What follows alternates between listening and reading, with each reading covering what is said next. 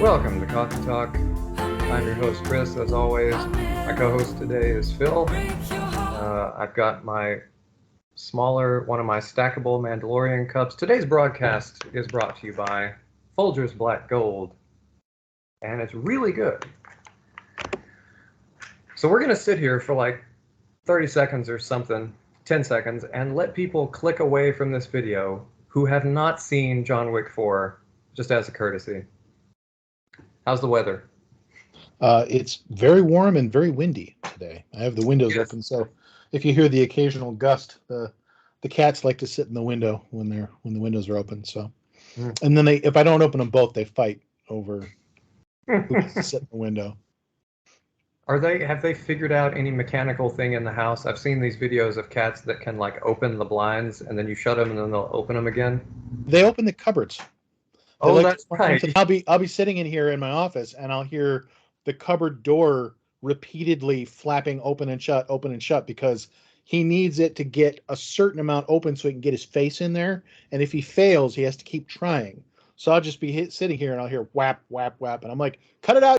Like, like I'm yelling at children, but they don't understand me. So I think cats understand a lot. They get the tone. Like if I yell at them because they're on a part of the counter they're not supposed to be, we have to let them up on one end of the counter because otherwise the dog would eat their food. So, but they know that there's the forbidden expanse. And if I walk in while they're up there, I'll yell at them and they'll jump down because they know they're not supposed to be there. Okay. There was I think I told you last week, just out of nowhere, I heard these anguished cries of a cat from somewhere outside. That's how loud it was. I couldn't locate it. And I looked out the front door and opened it, and there was this black cat just walking around on my porch furniture. And I told him, go away, and then I shut the door, I go do something. Anguished cries again, like half the day. So I opened the door, and this time he's just looking up at the door. And I just really think loudly and tell him, I don't have any food. And without another sound, he just turns and casually walks down the steps and goes down the street. So I think they know. Well, the other thing, especially at night after we go to bed, the older of the two cats will just start crying somewhere in the house. And so I have to make noise like, we're in here, dummy, because he forgets where we are. Oh. It's like, where did everyone go? I'm like, you're supposed to be able to see in the dark. There's only two places where we are ever. We're either out there or we're in here. Pick one. So, yeah. But that's life. We do not have the supernatural powers that cats have, so they just assume that we can, apparate and do all kinds of cat stuff. Well, and I noticed that John Wick, it was more subtle this time around, but he did sort of apparate to Berlin. Like he's walking and then suddenly we're in Berlin and he's still walking in that way that he walked to Rome in the previous movie. So I was pleased that when I saw that, I thought of you saying that about that. Yeah. It was less obvious because of the way the scenes were put together. But I'm like, okay, so he walked to Berlin. Yeah. Okay, so we talked about cats for like 3 minutes. So if you're still here and you haven't seen it, it's on you. All right, you saw it just recently. I saw it like the day after it came out. It's a little fresher on you. What did you think of it? I liked it. I never doubted that I would enjoy it, but I do have some complaints. Okay. My first complaint is very clearly this movie was intended as the finale of a 4-film arc. It was obviously structured that way.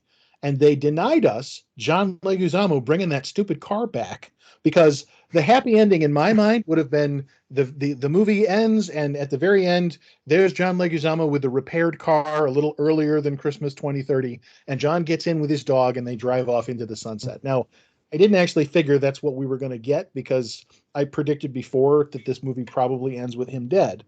But still, there was some part of me that knows that you can't change the end of The Count of Monte Cristo, and yet I still like the Jim Caviezel movie because they gave it a happy ending.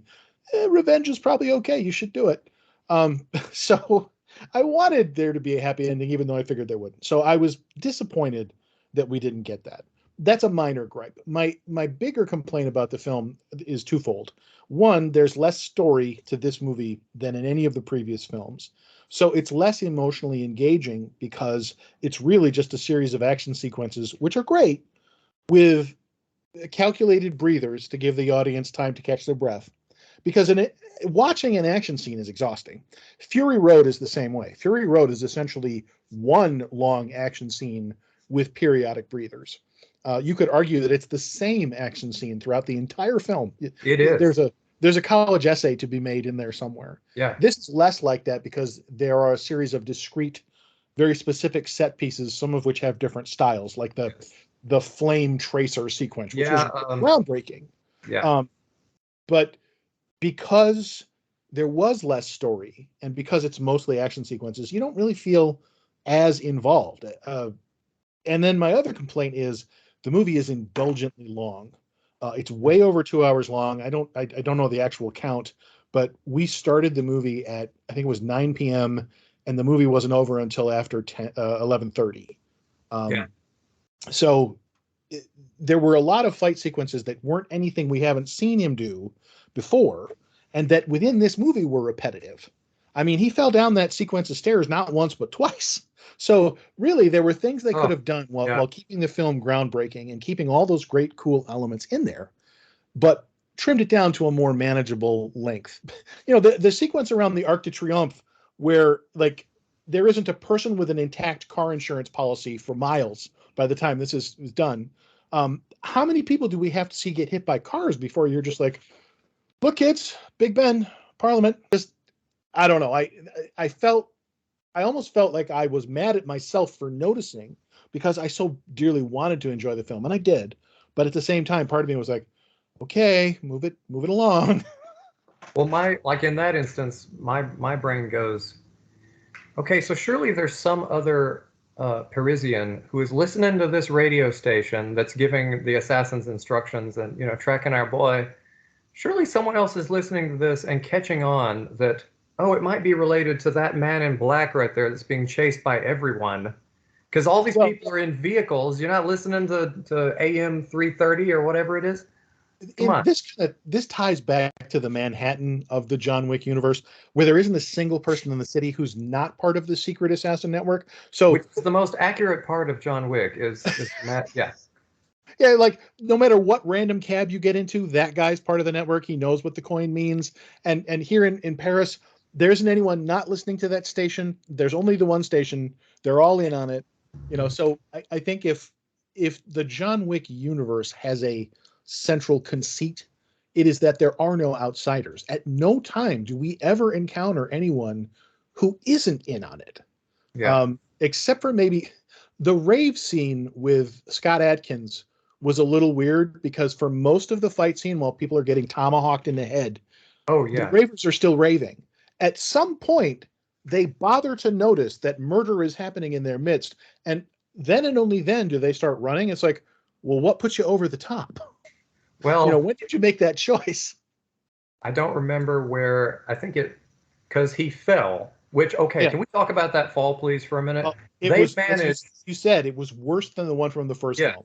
They somehow managed to top it, and all I can figure is the back of his jacket, which was that material, the special material, somehow equalized the force of him like a non-Newtonian fluid or something. And that's how it's coated in plot armor.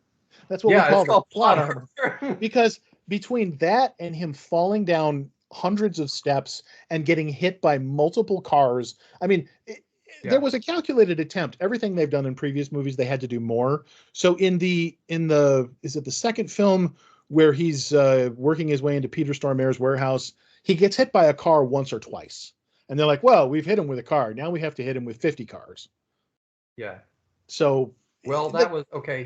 He had done a lot of damage to a lot of them. And as usual, one of them finally figures out, oh, he's probably not immune to cars. And they get in a car. And then they decide to hit him with a car. And on that note, let us spare a moment to pour a cup out for the bravest henchmen in the universe. Right? Henchmen, NPC assassin characters who have seen him murder 50 people one by one, and every one of them, by God, says, well, they couldn't get him, but I can.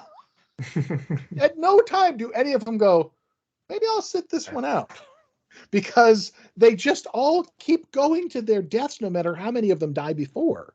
Yeah, And that's and true. so these are brave men and women Of of course, the non-player character class. of course, it's kind of like, okay, if you've seen like, okay, if you've seen tape of someone fighting, then that's different because that's anchored in your mind of that could happen to me if I fight this person. Well, this is so we can't have any evidence of this, which is why they're, the gold coins, the pigeons, everything. So there is no visual evidence of, there's just stories, which is why John No, Wick no, is but a legend. these are people, they're in the crowd. They're watching him kill Oh, 20, you're 30 talking about people. the And immediate there's people. Yeah, like, okay. he's at the Arc de Triomphe. He's killed 50 people. And the 51st guy is like, now's my chance. Yeah. Mhm. So there was a moment where I'm like, wow, these are some Good point. brave non-player characters. Yes. Well, I mean, I guess they figure it's sort of like how you don't have to outrun the bear, just your slowest friend. Like they keep thinking that, well, maybe he's tired now. No, maybe he's Right. tired now. No, maybe he's tired now. Well, and I think it was readily apparent that Keanu Reeves himself was tired during sequences in the Yeah. filming. I saw an interview where he was complaining about the nunchucks and how that was something Stahelski really wanted to do, was nunchucks versus Yeah. AR-15, which was great because each movie has to have something to distinguish it. Mhm. And I enjoyed it. And I thought he did fine. And he also kind of showed you just how powerful that weapon can be. But Keanu Reeves himself did not enjoy working with them, did not feel like he got really good with them, was frustrated frequently during filming from the behind the scenes stuff that I saw. So there's a weariness to him that maybe it's meant to be because he's, he's gone through so much to get where he is, especially by the end of the film. I mean, the guy should be dead 100 times over. There isn't a bone left in his body that doesn't have a crack running through it. Um, his concussions have concussions. But that actually reminds me of another of my complaints that dovetails with a prediction that you made. You predicted he would have to confront the elder in Morocco or wherever it was. Yes. And that's another of my complaints. It was immensely unsatisfying because it wasn't the same guy. They couldn't get the Right. same guy, Yeah. apparently. Yeah. So, and But for that reason, they tried to yada over it in, your ring is gone like the elder before me. I'm like, yeah, but we don't care about you, man. So when Wick shoots him, it's just kind of like, yeah, whatever. I guess I would too. So it well, really yeah. felt more like a necessary plot contrivance so that there would be a reason for them to create a reprisal against the Continental rather than something that meant a lot to the plot. It was kind of a throwaway.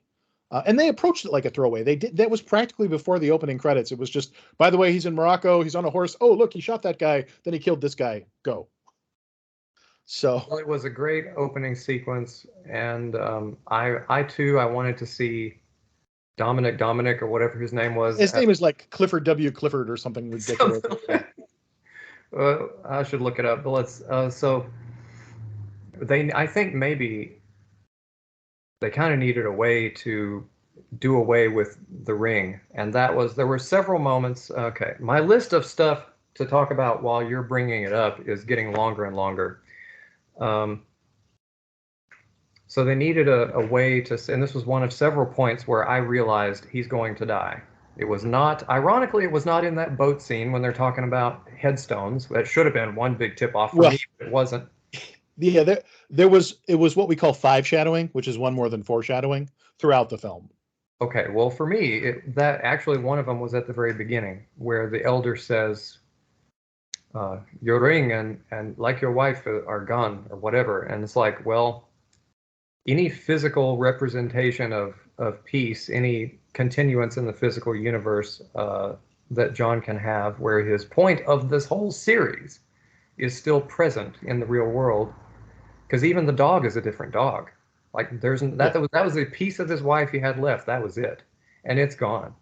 yeah, So it kind of was obviously predicted at the beginning when he says the only place you will find peace is in death, and I think it's so I kind of liked that because they needed a way to be rid of the ring so that yeah. And I did like Stahelski has that. hinted at it before.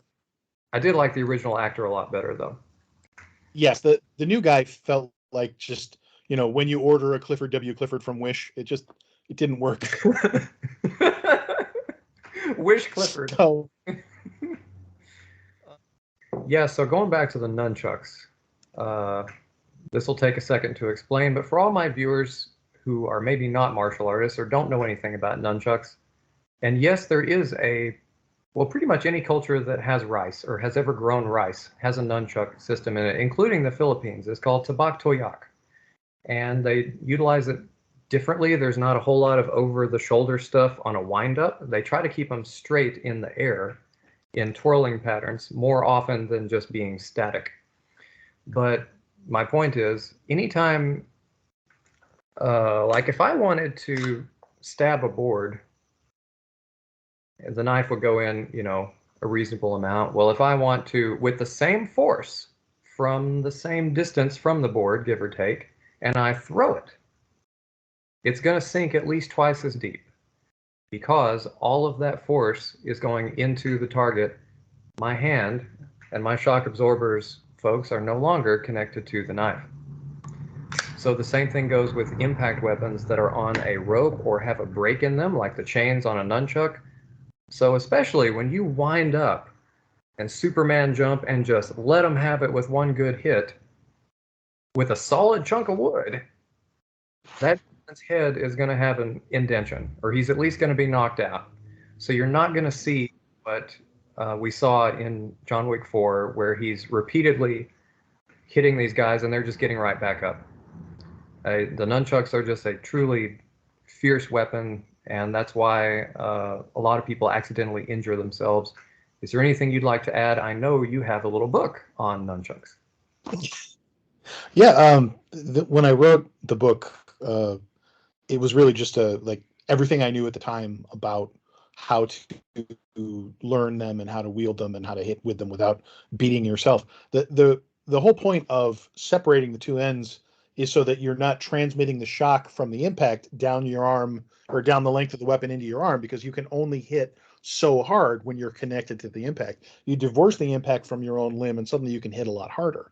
I think in a lot of those sequences, he was fighting the armored opponents who were wearing bulletproof helmets. And so getting hit like that, it's kind of like that scene in Longmire where they put motorcycle helmets on the cops and beat them with a baseball bat. It's the same thing. There's concussion that's happening. So he's hitting them as a way of stunning them and stopping them from getting on target, so he can then follow up and kill them in other ways. Yeah. So I was thinking about the gentlemen in suits that were like the personal detail for the or the emissaries of the Marquis. They had his little thing on, Yeah. The big guys, but they kept getting up, and the scene where he had him down on the table, he just goes, that was kind of funny. I like that. But anyway. Well, I think all these movies, all these action movies, people get back up from blows that would put any normal human being on the floor for the count. Right. I worked with an office manager once many years ago who got into a fight at a campground, and she told me she was outraged. She's like, "It's not like in the movies. They hit me and I just went down immediately." And I'm like, "Yeah, that's a thing that happens." Mm-hmm. So, but it was just an ordinary person learning the reality of what it's like to just get physically struck. It's not like in an action movie where we have lots of time to trade and go back and forth. Yeah. So, and the magnesium rounds I think they were using a Genesis shotgun. So I've heard already 4 YouTubers, because I knew there'd be a slew of videos about it from these gun YouTubers, and they're all saying that, well, in reality, magnesium rounds, there's not enough force to cycle an auto shotgun. Not true. FireQuest. I was just going to say the FireQuest catalog. They did a very prominent in the shot on the box that said FireQuest. Those rounds have like at least 6. They've got buckshot in them. Yeah, that helps cycle. Back in the day, FireQuest used to market what they called the Dragon's Breath round, which is, I think this was the cinematic interpretation of that. This basically flame tracer that whole sequence was like something right out of a third-person video game. When you're seeing everything top down and the roof is cut away so that you can see. I don't know the context of that building. It's entirely possible that whole structure was just created for the film. I don't know, but probably so. It was wonderful. Like of all the fight scenes in the film, that one was the one I found the most engaging because it was so different from everything we've seen up to this point. Yes. So I really enjoyed that. But along the lines of where we talk about repetition and things that could have been trimmed down without changing the movie at all, that final duel we could have done without the first two shots. Like the whole oh, I shot and I wounded him. Oh, I shot him again and I wounded him. It's like, get on with it. We all know where this is going. Like this is what I would characterize as self-indulgent, because they had so much great stuff and they didn't want to lose any of it. They didn't want to trim any of it. So it all stayed in, I think, to the detriment of the movie's pacing overall. And don't get me wrong, I still really like the film. As soon as it comes out on video on demand, I'm going to buy it and add it to my library so I have all the films. But I really feel like when you fall in love with your own material, you do run that risk of not being able to let go of any of it. You know, there are some movies where they'll put the deleted scenes back in. The Justice League movie, they released the Zack Snyder cut of that film. That film was not improved by being made longer. You know, like it was, the Snyder cut's better than the original cut, but it's not better being longer. It's just that much more boring. So I guess when a franchise is this successful, you're running that risk. And also, we're very aware of all the spin-offs they're looking at doing. There's going to be the ballerina film with Ana de Armas. There's I'm not sure if the Continental is a series or a movie. And of course, now, thanks to the success of this film, they're talking about John Wick 5. And let's be honest. I hope they don't. It almost feels like it robs us of a very satisfying conclusion. Yes. But there was a very heavy when they were doing the final scene, like, which okay, he is. You think he's in heaven or hell? And it's like I have no idea. Or Brooklyn, when, right? Like, you know, because we see him collapse, but we don't really know what's killed him. And granted, getting hit by 50 cars would kill anybody.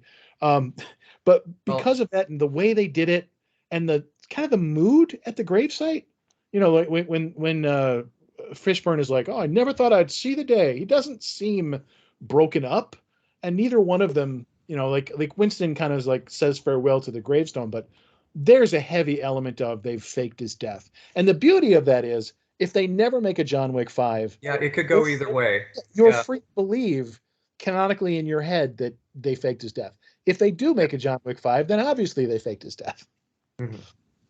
Well, if I had to guess if he's dead, I think what killed him was probably simultaneous trauma due to of the Glisson's capsule in the liver and the nephritic system, massive blood loss due to a mushroomed 45 long Colt plus P plus fired out of a heavily modified contender that just obliterated his gut when it had because see those side shots, and fun thing about that kind of round is there's not enough watery stuff to make it expand, but if you hit someone right in the center, it can do its job a lot better. So that main shot right there, that would do it, I think. As tough as the liver is. It wasn't until they were most of the way through the duel that I realized that snarky little bit where Kane slashes his right hand as they're finishing on the stairs was so that he would have to shoot left-handed, so the blind man would have a better chance. Nothing personal, John. Yeah. And how much does it suck? You're the blind assassin, and then they're like, the final duel will be fought with a distance weapon, and you're just like, oh, God. Yeah. Which I liked I really was fond of the metallic, or we don't know what they were made of, glass, the artistic cards where they decided the terms of the duel. Yeah, those were like glass tarot cards. Yeah. So in the last, so what I would have liked to seen is pare down the fights and the repetitive and the number of guys that the disposable bad guys, all the repetitive stuff, so that we can keep because there's some elements in the duel being as long as it was. For instance, had the snarky little, to use your word, had the Marquis not walked up and taken the pistol from Kane, then number one, Kane would not have been saved, and freed, and therefore both him and his daughter go on to live. See, Well, there's so many things that had to play out that way for it to end positively. the best part of that duel is when he's doing his bad guy shtick with Kane, and Kane just tells him to F off. Oh yeah, It was a great moment. Remember your daughter. Like I'm F busy off. here. When I'm done with this, we don't need each other anymore. So I'm done listening to you. Right. Yes. I like that a lot. That was good. I know that Donnie Yen has given an interview where he said he would love to do a spin-off film with Kane. I would love to see like Kane, like from here, Kane takes the series forward, and we have movies about Kane. Well, there's very clearly a feeling of them wanting to clear the decks of the Giordani storyline, if you want to call it that, so that they can move forward doing other things, which I don't think that's bad. We've gotten forward these great movies. They don't have to go on forever. Let the poor man do something else. Yeah, really. And I'm hoping for Constantine too. It's like it would be nice. It would be nice. Like, it feels like it shouldn't be so hard for Hollywood to produce things that we actually want. I don't understand why it's so difficult, because, and part of that may be because they're cowards and they don't want to risk money on an unproven concept. Since Constantine 1 wasn't a giant mega hit, then they're not going to try it. If Constantine 1 had taken in $1 billion, a Constantine franchise would be a done deal. Right. Because anytime a movie makes money, all these people, all they say is, let's do more of that because we know that makes money. And then we'll keep doing it until it's driven into the ground. And the thing is, like, if it's clear that over time, cult following movies or movies with a cult following, it's sort of prolonged, drawn out success. To me, that equates to, over time, massive spikes in success. So you should pay attention to that. It can, but because a movie has a cult following, doesn't necessarily translate into enough box office for a movie to make a profit. That's all these people are motivated by. I mean, and I don't blame them. They're in the movie business to make money, and entertainment makes money. So I get that. I just wish that they were a little less focused on, doing the same old things and not taking any risks, because every once in a while you get a gem, and sometimes those gems are not appreciated. Edge of Tomorrow, which they tried to rebrand as Live, Die, Repeat, because someone had the stairwell logic of, well, this is a much better title. Like, should have thought of that to start with. But it's a great film, and it's a film that was not tied to a pre-existing property. It was new, and it was not a commercial success, even though the critics loved it, and anyone who takes the time to watch it actually liked it. Part of that was a marketing failure because they gave it a terrible title that no one understood. Edge of Tomorrow doesn't tell you anything about what the movie's about. And your movie title has to give you an idea of what you're in for, so that audiences who don't know a new property will have something to relate to. You're not wrong. Yeah. So it's a fine line you got to walk, and trailers in general are that way too. And I detest trailers that tell me too much about something, but I want to know a little bit. Well, and the problem, the double-edged sword that is movie trailers, is a movie trailer can make any movie look good. And I call this the Ice Pirates theory, because the trailer for the movie The Ice Pirates, starring Robert Urich, it makes it look like a great film. And The Ice Pirates is a movie that will make you want to stab yourself in the brain once you've watched it. It's one of my guilty pleasures, but it's objectively a bad movie. Okay, well, I'm going to watch it. Yes, and I enjoyed it, but it is not what I would call a good film. And the trailer makes it look like this incredible adventure that anyone would enjoy. And that happens over and over again. A trailer with the right music and the right pacing can make any film look fantastic. There's the trailer for John Wick 4, one of the first ones that came out. It has the remake of some song in it, and I can't remember which song it is, because they do that a lot in John Wick. They remake popular songs with different pacings. But they used a particular song in the trailer. Yeah. And the trailer made me want to see that movie so much. And then you watch the movie and it's great, but it doesn't quite live up to the promise of that trailer. And I thought that as I was rewatching the trailer, because I wanted to find the music and add it to a playlist, because I added the music from the latest film to a John Wick playlist that I have in my phone. And there was some great stuff. The whole club sequence with Scott Adkins in the fat suit was really cool. I don't know if he was my favorite part, but he was certainly one of my favorite villains, and that was one of my favorite fights for sure. Absolutely. I think if you don't know that Scott Adkins exists, he's a more compelling character. Which I because did. you don't know he's wearing a fat suit. I knew who Scott Adkins was, and I know that he's not fat. So the whole time I'm looking at him, I'm seeing fat suit and seeing makeup. Roundhouse kicks and yeah. Yeah. I was like, Yeah, whoa.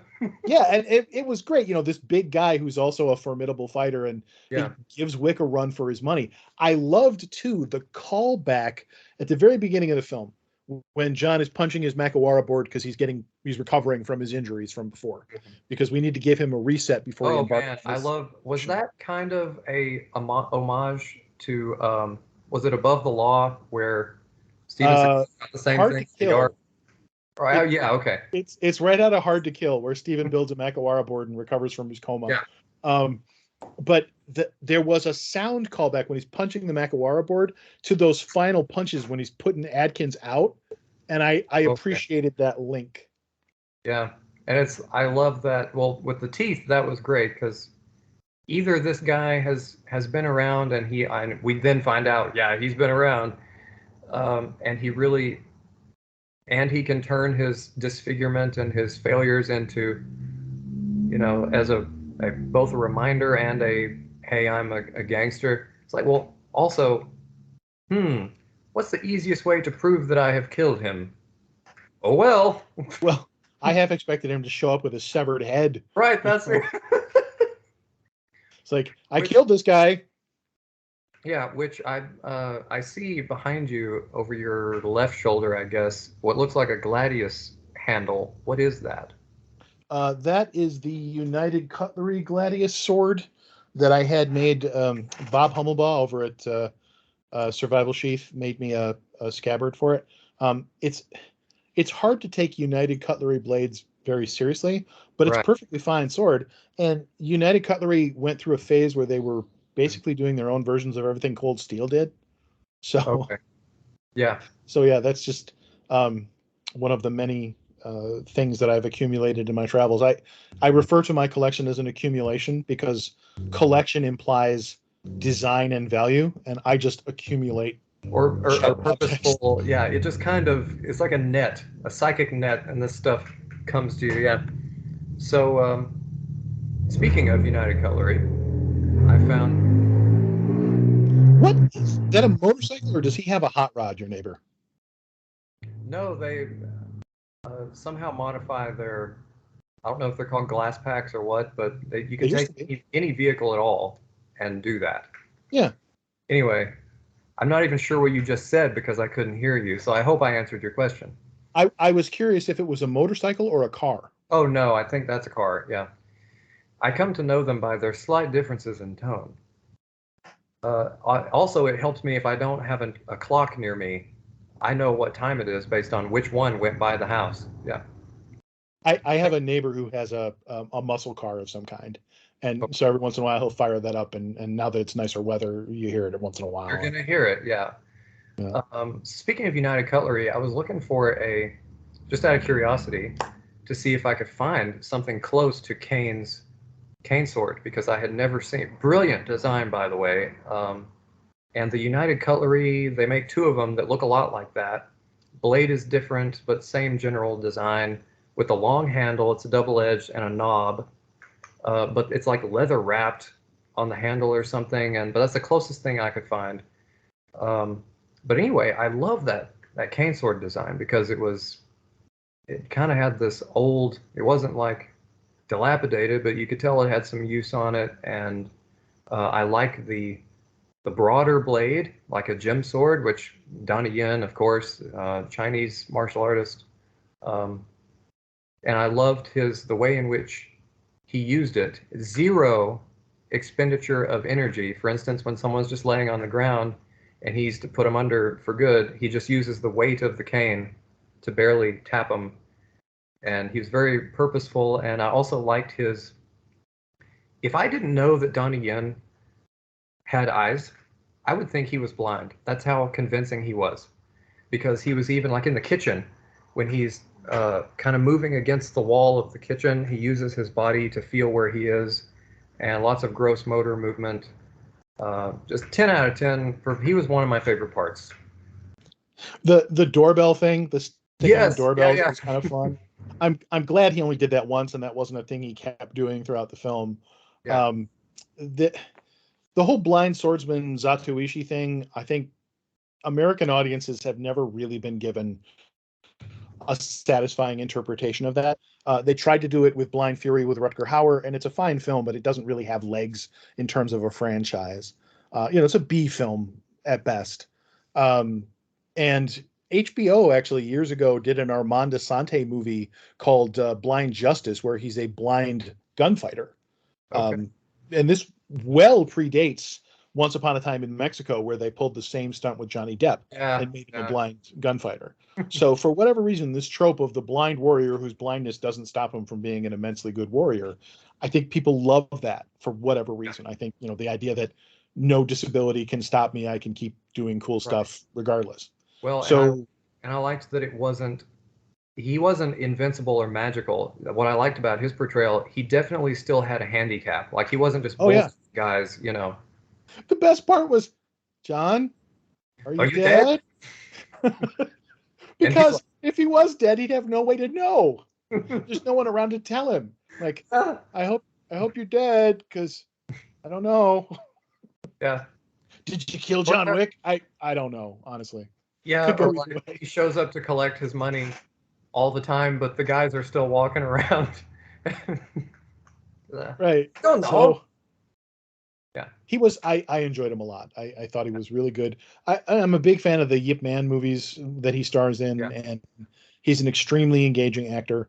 I don't think Donnie Yen himself has any pretensions of being an actual martial artist. I think he portrays them in movies, but I've never heard that he, is himself a competitive fighter or anything like that. It's weird, those times when he is underutilized. It's as if they didn't know what to do with him. He's in Blade 2, is it? As one of the vampire blood pack? Yes. And he's almost not in the movie. Like he's so criminally underutilized. Might as well not be there. I think Keanu, in his typical humble fashion, said, well, I'm just a movie martial artist. These gentlemen are like high-level, real martial artists. And, I don't think he competes or anything, but I'm pretty sure I have seen such classical exact, like he knows Wing Chun, he knows Kung Fu. It's there. It's like perfectly executed. This guy's got, yeah. Well, and Keanu Reeves himself, he was so enamored of martial arts after his Matrix experience that culminated in a movie he made called Man of Tai Chi, which is biggest pile of crap you've ever seen. Like, it almost made me not like Keanu Reeves, which should be impossible. It's a terrible movie. So, that people forget that poor Keanu does not have a good track record when it comes to, like, there's a couple of franchises that we all love him for. And then when he strays from that, he tends to make that terrible cloning movie, whatever the name of it was, where he was cloning his family or some nonsense. Yeah. Yeah. There's another film where he picks up some hitchhikers and has sex with them, and he's cheating on his wife, and they do terrible things to him. Yeah, with just his head sticking out. Yeah. Yeah, and I don't know who watches it. Like, I don't know what the attraction is in that movie. I think the reason that movie doesn't work for me is because we all find Keanu Reeves fundamentally likable. So seeing him punished for being unlikable doesn't work.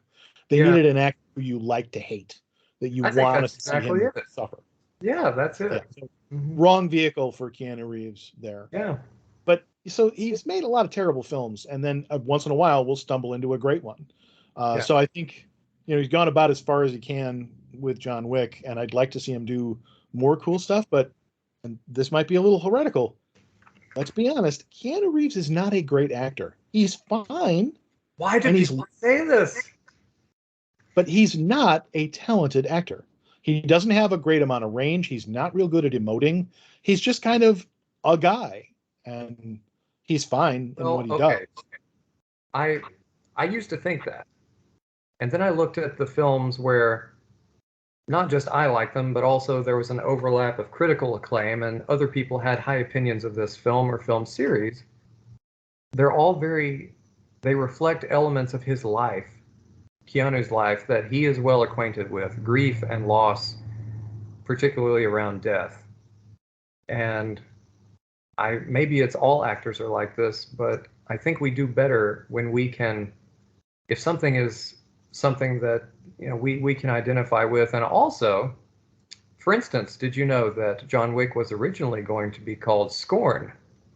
And then Keanu said, no, no, Chad, or whoever. I think it was two guys directed the first one. No, it's got to be called John Wick. And so because Keanu was after that given a lot of leeway for input in the films, it was a natural expression of his creation, so it came out better. And he had a great relationship with the director of Constantine. And but my point is, everything that actors like him do well in, there's those two things. They can put a lot of themselves in the film or films, and there's an element of emotional connection to something in their own personal life that they can bring forward. So that's my opinion. I like him. I would, Oh, don't get me wrong. I don't dislike him. I'm not dissatisfied with right. There's been some real not great films. He's kind of like Nick Cage that way. Well, and Nick Cage, he is in some terrible movies. I would go so far as to say Nicolas Cage is actually a great actor. But being a great actor doesn't necessarily mean you're a good person or even sane. John Travolta is a gifted actor, but he's a lunatic of a human being. I don't know. Tom Cruise is an immensely gifted actor, but he's a nightmare of a person. Left to their own devices, a lot of these people are stupid or crazy or deluded. Some of them are a combination of all those things. Keanu Reeves is just a nice man. And I think that dude. Yeah, he really is. That earnestness comes through in everything he does. Yes. So I think it obviates any minor nits that I might have about, well, he's not really a fantastic actor. And I don't blame him for being in Matrix 4, but Matrix 4 is dog crap. It's not a good film. I liked it. You did? Yeah. See, I hated it because even the fight scenes were not fun and cool. There was no cool music behind them. It's like everything about the Matrix films that made them fun to watch was missing. Okay. Well, let's we can tackle that in another podcast because. Yeah, exactly. That's what I'm thinking. But, yeah, so I wasn't angry at him for being in the film. I didn't feel like he ruined his Matrix legacy, but I just. Ugh.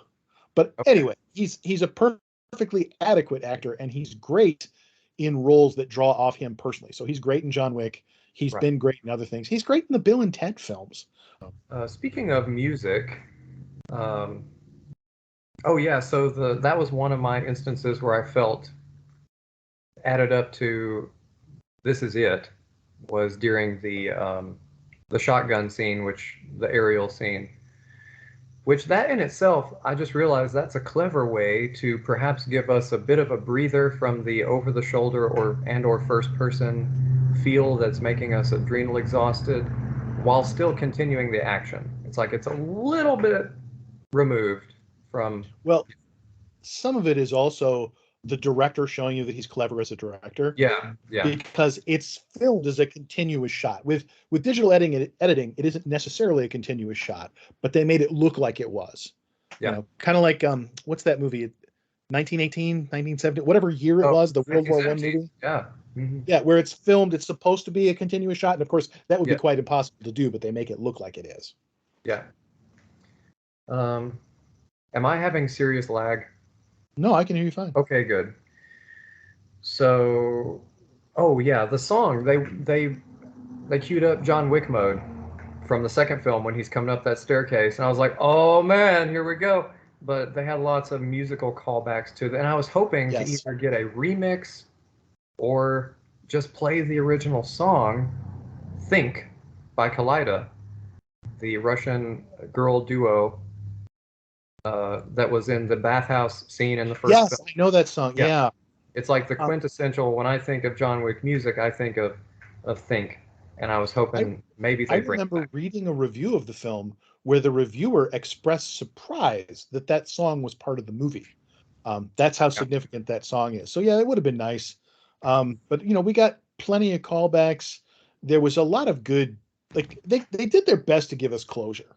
And I know I complained that we kind of glossed over Sharon's death and the significance of that, but at the same time, Wick did give it the moment it was due in insofar as he was limited to what he could do. The pacing of the film and the way the film was structured sort of demanded that he glance over and keep moving. So I feel like John Wick fan service was accomplished by what they did with this film, even though I'm still whining about the things I would have liked to have seen that we didn't get, because obviously they can't give us everything. And they can't please everybody. There might be other people who are like, why would we need to see the car? Why would we need to see John Leguizamo? It's never been about the car, because it never was.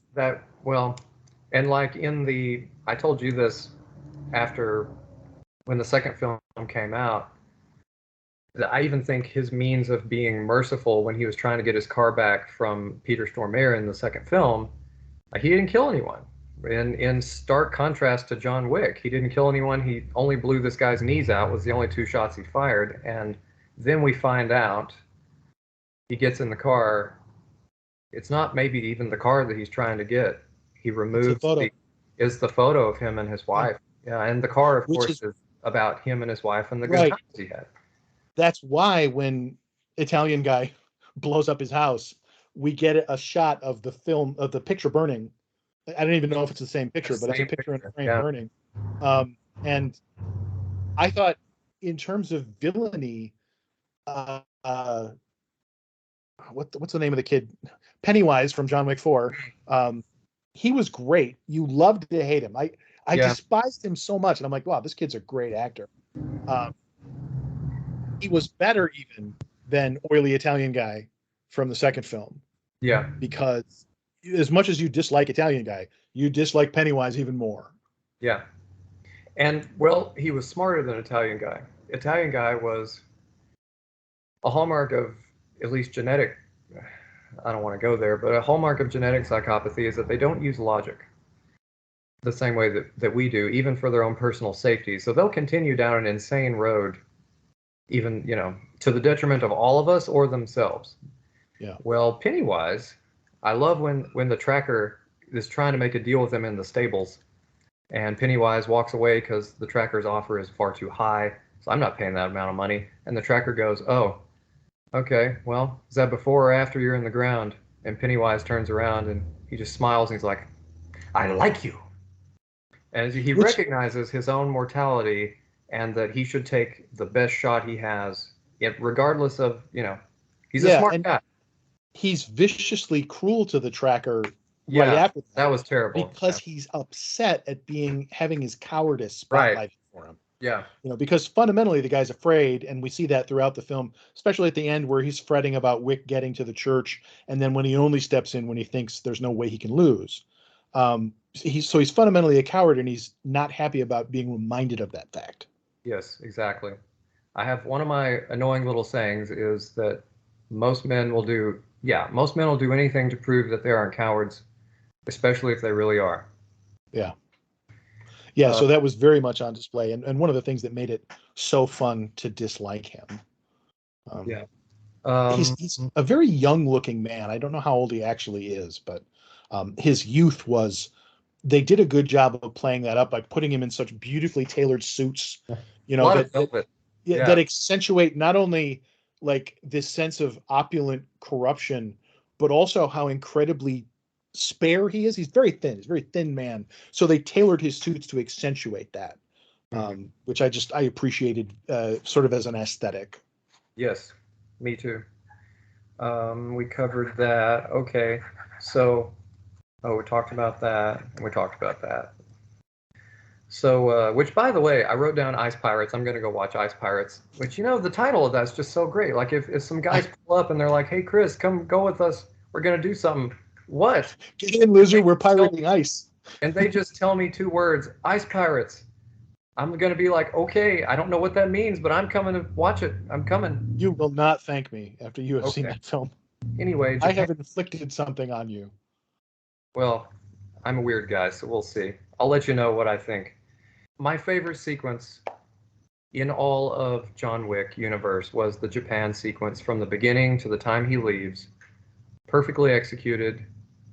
I love, and like I told you, I'm a huge fan of Mr. Sanada, who unfortunately passed away in the film at the hands of Kane.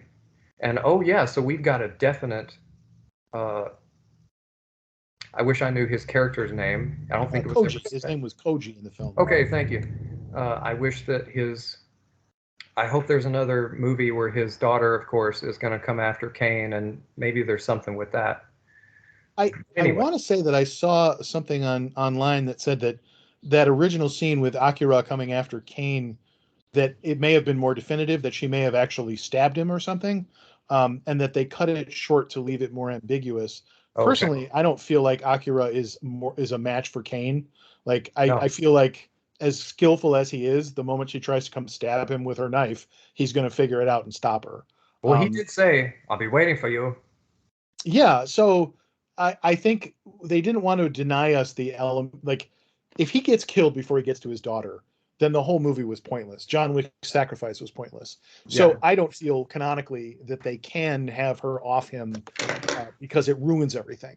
So that's one of the reasons they cut that, to make it ambiguous, so that you're like, aha, here she is, but we don't know what happens. And again, the beauty of that is it's up to you to decide what you think happened if they never address it after that. I think they would be fools not to try and do a spinoff movie with Kane. I think Donnie Yen has proven himself to be, he's a seller, like maybe in the Chinese market more so, but I really feel like a John Wick film featuring that character would do well. I know that I would go see it. And there's very few movies I will actually go see in the theater. This is one of the few properties that I care enough about to deal with the nonsense that is going to a movie theater. Because everyone who works at the movie theater, I'm sorry, is a moron. We get there and we walk in, and I have bought my tickets online. I go to give the code on my phone to the girl at the little vestibule, not the ticket counter, but the vestibule where they clear you into the movie. And she looks at me and says, "Oh, you're going to have to go stand in line at the ticket counter so they can scan that." And I'm like, "Why?"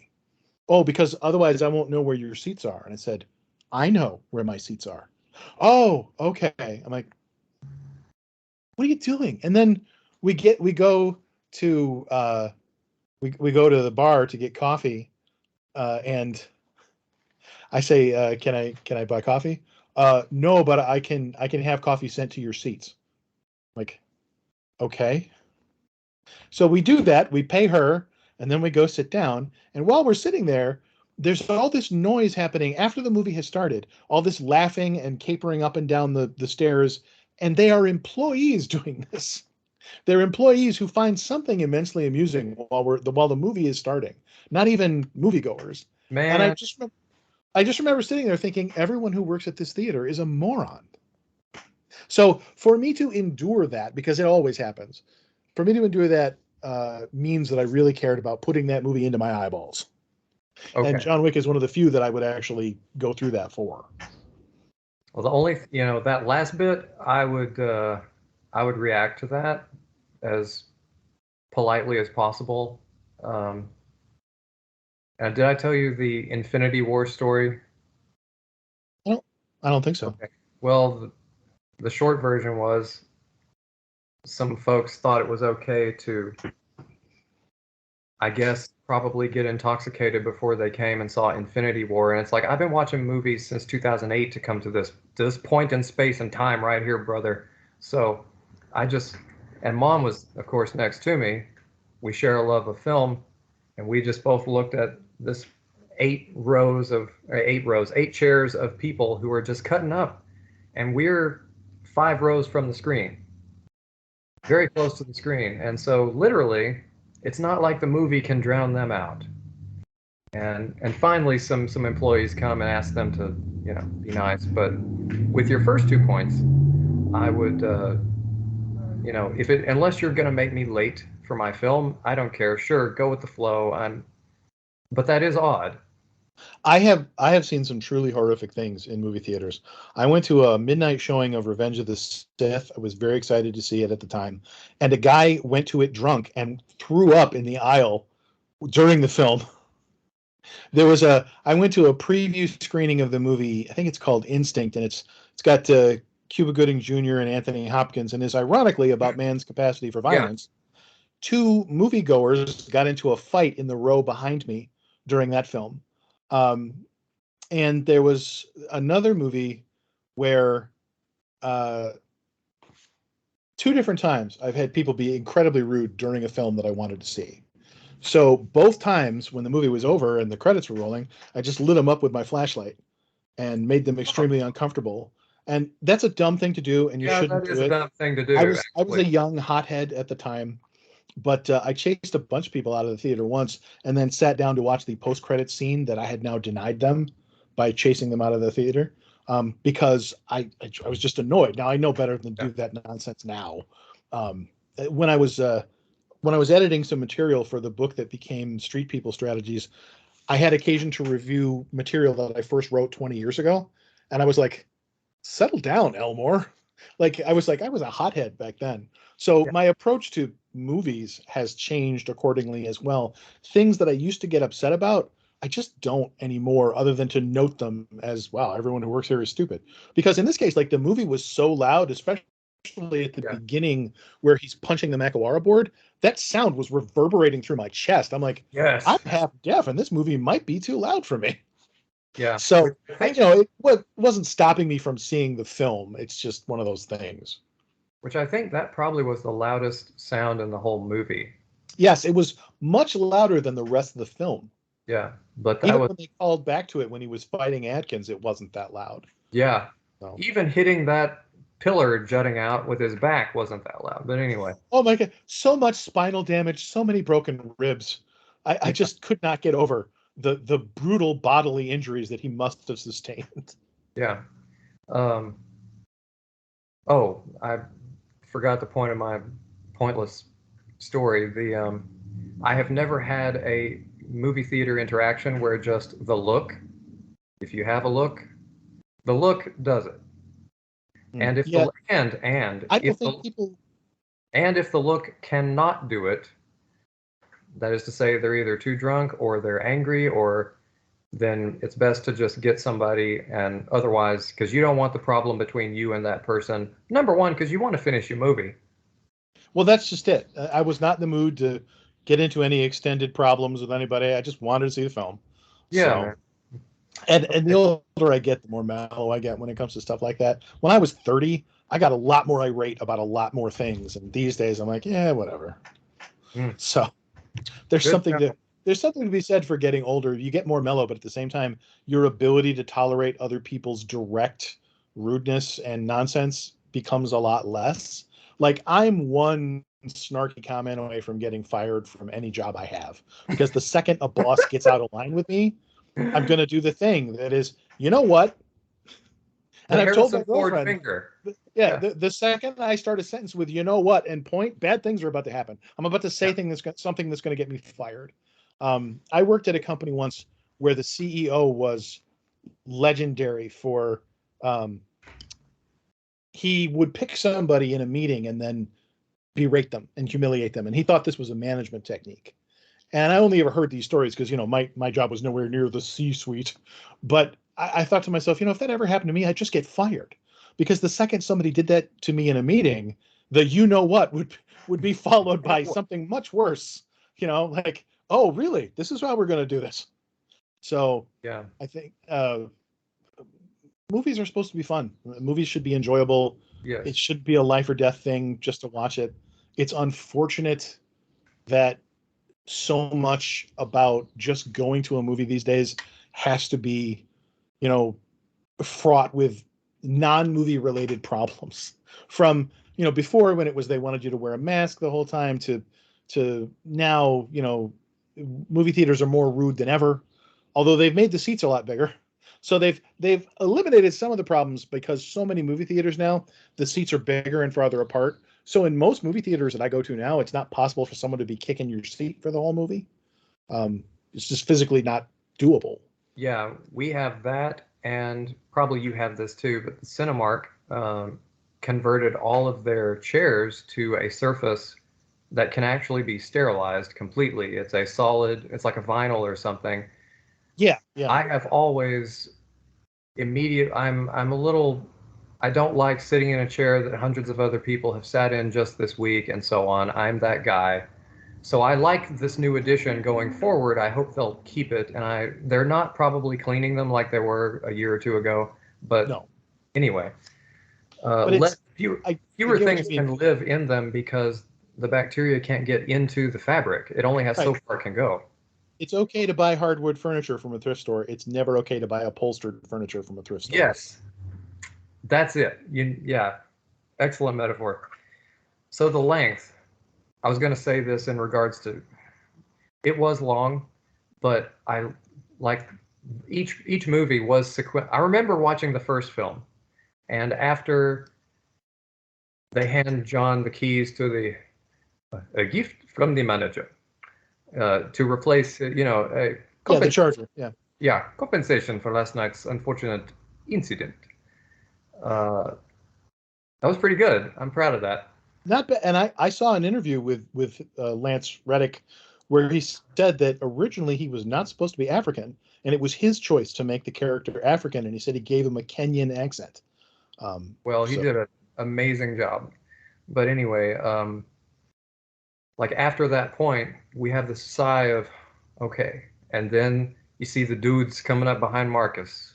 And it's like, oh, now the movie's starting all over. It's like on the first film, my first uh, recollection of the first film is that I was exhausted by the end of that one.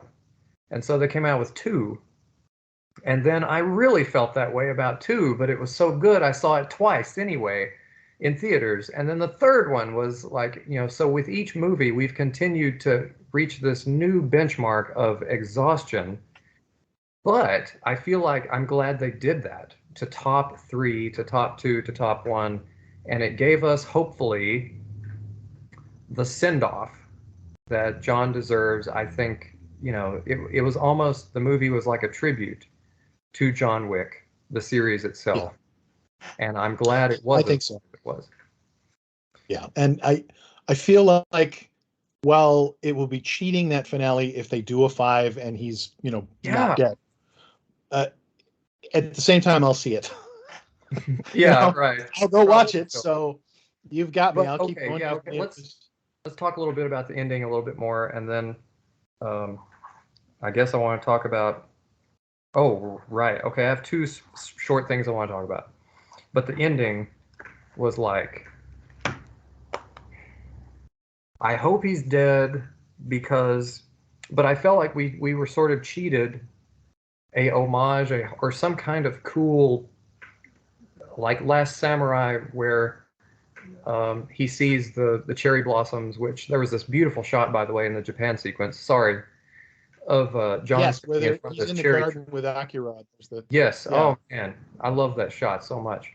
Sorry, but I was hoping for this semi-ethereal sense of John meeting his wife or just something, but no, he just falls like it's a 2-minute.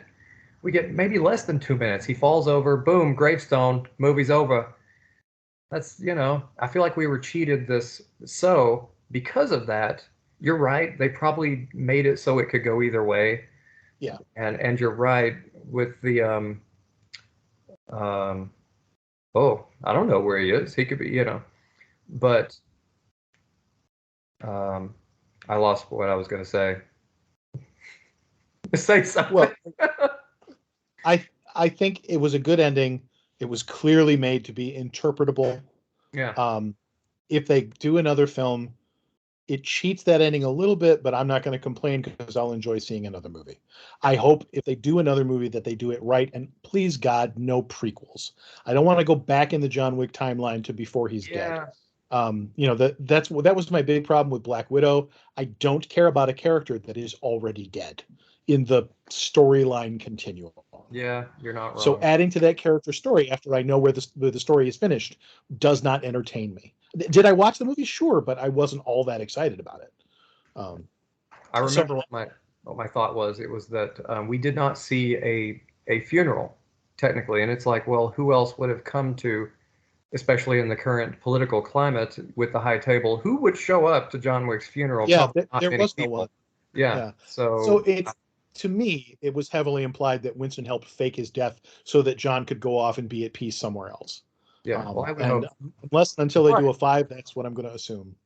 okay, he said, um, Winston, take me home. And of course, he has no home. New His York. wife was his home. Well, New York is what he means by home because as we talked about in the previous podcast about John No, Wick, no. Well, okay, go ahead. Wick outside of New York City feels wrong. Oh yeah. Whenever he's not there, he feels wrong. So when he says, take me home, what he's saying is, take me back to New York. Because what do we see the very next scene after he says, take me home? We see a beauty shot of Manhattan. So they're telling us what he Okay. meant. Take me home means take me back to New York. Well, you may very well be right. I didn't, now that you mention it. Yeah. Well, But I interpret that, and see, remember, I'm trying to tie this back to what I said about the elder at the beginning. Everything is gone physically. His home, his ring, his finger, his original dog from his wife, all of his pictures, his phone. He lost his phone in the second or third movie. He's got absolutely nothing as far as related to the life that he created successfully that was then taken from him. His home, which was essentially that relationship with his wife, or that's how I interpret it, is gone. And where was she? She's dead. And so let me go be with her, I interpret that a little bit differently. To me, New York, he was a creature of New York while he was an assassin. Yeah. His leaving the life and going to live with her in, I believe it's New Jersey. I think the plates on his Mustang say New Jersey. So, which makes sense geographically because nobody lives in Manhattan. They live somewhere else. New Jersey's right next door. So he goes to live in the country somewhere in New Jersey. And that is not home. That's an aside. That's the life he tried and failed to live. As Vigo explains in the first film, like, we're cursed. This is not, you were never going to make a go of this. Yes. Yeah. So I think when he says take me home, that's just what he means. He means New York. Yeah. Okay, now since you did not state it in this video, tell us again a callback from our last video about John Wick about how you don't get to create this much chaos and havoc and then survive at the end of a series. Can you refresh us in 10 words or less? I've talked before about movie morality, and that is when a character commits an unpardonable sin, he will usually die to pay for that sin. Like in Star Wars, they redeem Kylo Ren's character, but because he murdered his father, among many other things, he dies at the end of the film, and that's movie morality. A great example is Snowpiercer. Chris Evans' character is the hero of the film, but spoiler alert, if you haven't seen Snowpiercer, because he has committed unpardonable sins that happened before the movie, his sacrifice as a character is pretty much a given, is the only way to redeem him. In John Wick's case, his murdering of all these people is not really an unpardonable sin because they were all very, very, very bad men who all had it coming. Yeah. But realistically, even though these films are not realistic, you cannot murder hundreds of people in cold blood or otherwise and expect to just be fine at the end, because at some point they call out the military to hunt down the one man who has killed more human beings than any other living being. Like you've got 5 stars on Grand Theft Auto, man. It's not going to end well for you. So having killed all those people, it made sense that he would be dead by the end of the film. Okay. So, tying into what I just said a few minutes, or that's going to be the conclusion, in case I forget what I'm talking about. And Chad Stahelski essentially said that, and I think you mentioned that last video. Yeah, he gave an interview where he basically gave away the ending. Yeah, well, I'm going to have to staunchly disagree. Well, how about I'll just tell you how I see that, and then you respond, and then we'll just leave it at that and go on to the very last thing, and whatever you think is what you think. You're the writer, not me. So you were talking about double lives a second ago. That's what made me think of this. Well, John, think of every assassin movie other than the Jason Statham reboot of The Mechanic, which I kind of like the first one, who he's how can I say this politely? He's trying not to get too emotionally involved with anyone, but he's still a human. Well, that's typically what you're probably going to see. Or people try to have in the real world, people try to have a double life, and that's usually what gets them caught. And everybody, you got the main folks like Vigo, and they're in it, to quote Perkins, in for a penny, in for a pound, and her too. All these people who are 100% in that world. And then you got all these other people who are more on John's level. It's kind of their job, it's how they get their money, but they probably also really are mechanics, like on cars, and stuff like that. Well, in the real world, people have two lives most of the time, because you do have to pay your taxes. You have to buy a house with real money.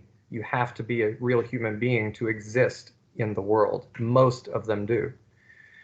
Okay, well, that's kind of immoral. And it's also potentially deadly for the people you love. So what did John Wick do? What makes him different? He got out. Why? And this is, I love this about the juxtaposition between him and Vigo. Vigo was like, it was over a woman, of course. As though it was like for her, like to win her or something, which fair enough. But for John, I really think it's because he loves his wife and he doesn't want harm to come to her. And he really wants to get out. So I think implied is the fact that she would not accept him still being an assassin. Like, hey, if you want to get with me, you can't be this monster. Okay. Well, fair enough.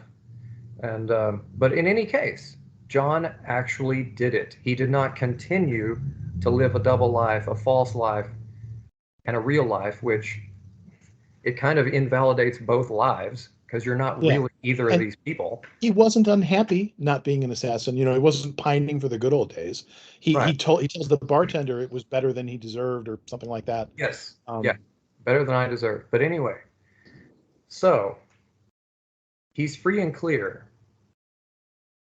Everyone that comes after John, he's not out being an assassin again. They're coming after him. Like literally.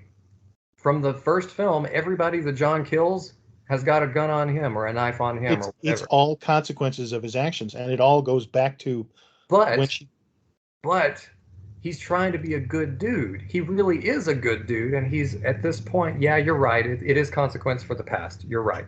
But in the present time, as we're watching these movies in time, he is a good man.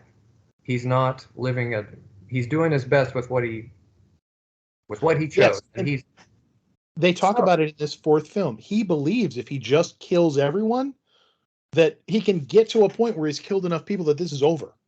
He's dumb enough to believe that. And other people are like, you don't understand that there's an unlimited supply of this, do you? Right, the Hydra. Which, by the way, I don't want to get too far from my point, but the staircase reminded me of like Mount Olympus when Hercules has to scale Mount Olympus. And so he comes to finally accept, like, you know what, they're right. There is an endless supply of this.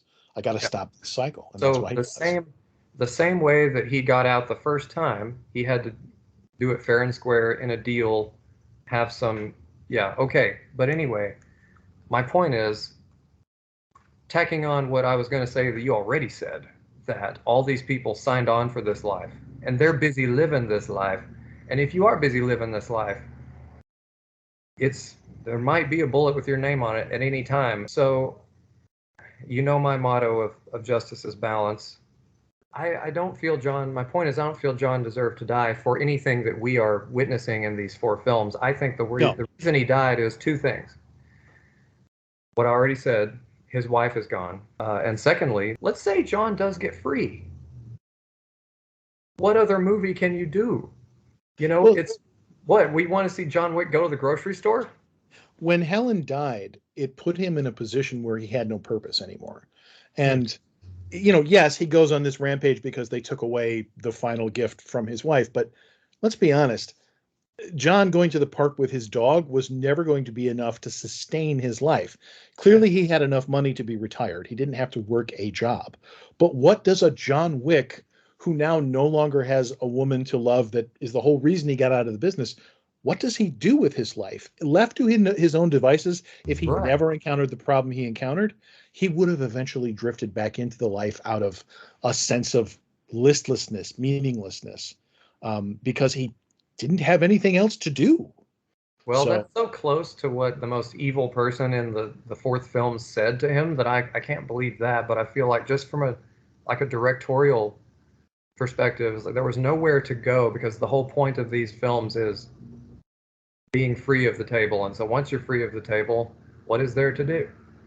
well, and it's entirely As a possible that he might have moved to a tropical island and, worn a Hawaiian shirt and just hung out at a tiki bar for the rest of his time. But I feel like it's not that he's addicted to revenge or addicted to violence. It's not that he's a killer at his very core. I think, yes, John Wick has the ability to kill, but I don't think that defines him as a person. yeah, I think Vigo defined him as a person in the very first film, that he's a man of conviction and sheer will and determination. And he would bring that spirit to anything that he did.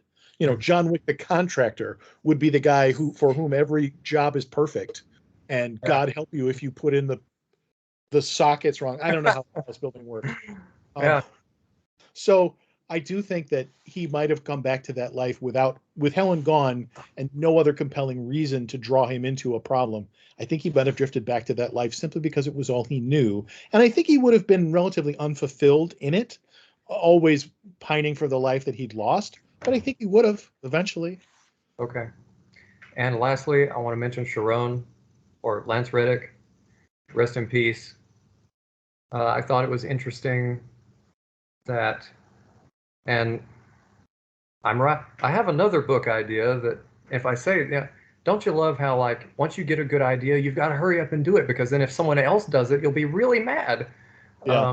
But I've noticed a lot of foreshadowing in very popular things that sort of are connected to the mass consciousness, where that art is it that life imitates, well, art imitates life or whatever, but um, I think art, that's the reality, is art sometimes is a foreshadowing of a very near future. And I've talked about that a bit in a post, sort of like a stone thrown, and we see these ripples in all directions, echoes of the future, essentially. I thought it was weird that Lance Reddick got shot in the heart and dies, and then not before the film opens, right? He passes away of a heart condition. Yeah, it was weird, life imitates art kind of a thing. Um, Obviously he was alive when they filmed that. He wasn't sick that they knew of, so it's not like they wrote him out of the film to give him a send off the way sometimes happens with characters who are having health problems. When they write them out of a show, sometimes they give them that parallel send off. I can't think of any good examples right now, but I know I've seen it happen before. There was a Man, he was like, there cannot be another. That's another reason there can't be another film, is because there won't be a Sharon. Well, I mean, there is going to be a Continental, either a movie or a series. So Mm, obviously they're going to do that without him, which is unfortunate. But I yeah, think the Sharon's character is almost a trope. The very put together uh, hotel manager type character, the guy who is responsible for orchestrating everything, but who answers to someone else. That's an archetype. mm, So he was simply playing that archetype in a way that has been done before and will be done again. I think it's awesome that he was a dedicated player of the online game Destiny, and he was playing that game shortly before he died. And people have made pilgrimages to honor his memory inside the game in that wow, way that online gamers do. And it's sad. He did a voice for the game, but was also a player of it. And it's sad that it's never the ones that you really wish would drop dead who do. Like, it's never these wretched, just absolute jerks of actors who, oh no, that's terrible. Anyway, no, it's always the people that you really like who seem to drop dead early. mhm, Um, and like, if I had to pick someone from John Wick, like the Skarsgård kid, I mean, he was great in the role, but I don't care about him one way or another. right, yeah, So I'm not wishing anything bad on whichever Skarsgård that is. yeah. I'm just saying, why did it have to be one of the most beloved characters? The only way I could have been sadder was if it had been the guy that plays Winston. I mean, that would have made me sad too. Yeah. Well, anyway, I think I feel like it was kind of meant to be, I guess. It was I meant to guess be. And at least now that we can't have Lance Reddick anymore, there's an in-world reason for that too, in a way that honors him because the character went yes, with an amazing amount of honor. So if yeah, they had to send him off, I'm obviously in real life a man is dead, and that's very sad. yeah, But in the world of the story, at least the character was given a fitting, honorable send-off that it does right by the character. yeah. What was the line? Such is life. Yeah. Yeah, and I that was nicely done. There was good Mhm. parallels to that. I knew the second they started talking about that, oh, he's dead. Mm. There was, as I And said before, heavy five shadowing of everything like that in this yeah, film. You knew it was coming. and it's like Winston maybe had a sense of this because he offers him, like, you don't have to be here. Yeah. Yeah, but all right. Well, thank you for doing this as always. And what would you rate it? I don't even know what my rating system would be. I love the movie. I don't believe it is my favorite of the films. I think Mm. I would rank them like, I don't know, 1, 3, 2, 4 in that order or something like Okay. that. So I think it was my least favorite of the films, but that doesn't mean I didn't like it. I just, of all of them, I don't think it was as good as the preceding entries. All right. Well, mine is one, maybe 1, 4, 2, 3, but one is definitely, yeah, that still is the winner for me. Yeah. All right. Well, to John and Sharon, rest in peace.